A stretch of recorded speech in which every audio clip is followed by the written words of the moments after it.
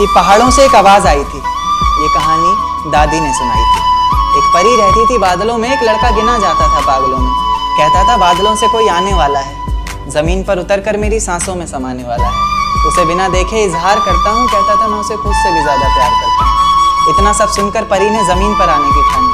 माँ ने रोका, बाबा ने समझाया, पर किसी की एक न मानी। रात का वक्त चारों तरफ अंधेरा था, रोशनी के नाम पर बस चांद का बसेरा था। अब चांद से याद आया कि चांद की रोशनी भी तो फीकी पड़ जाएगी जब वो उतरकर मेरी छत पर आएगी। तो कहानी ने नया मोड़ लिया। परी ने प्यार की खातिर ख्वाबों से रिश्ता तोड़ लिया। कहीं मैं सपना तो नहीं देख रहा, ये मेरे सामने कौन खड़ा है? कुछ बोलता क्यों नहीं, इस तरह चुप्पी साधे क्यों मौन खड़ा?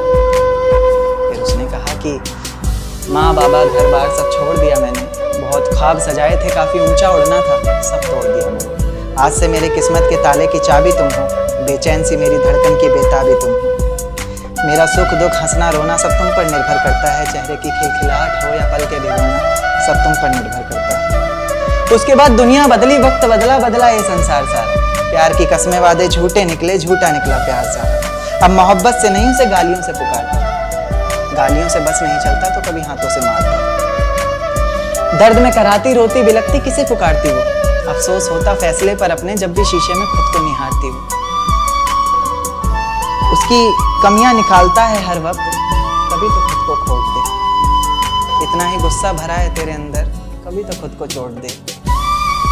मेरी ये नज्म सुनकर मोहब्बत से इंसाफ कर देना, गलतियां इंसान से ही होती हैं तो तुम मुस्कुरा कर माफ कर देना।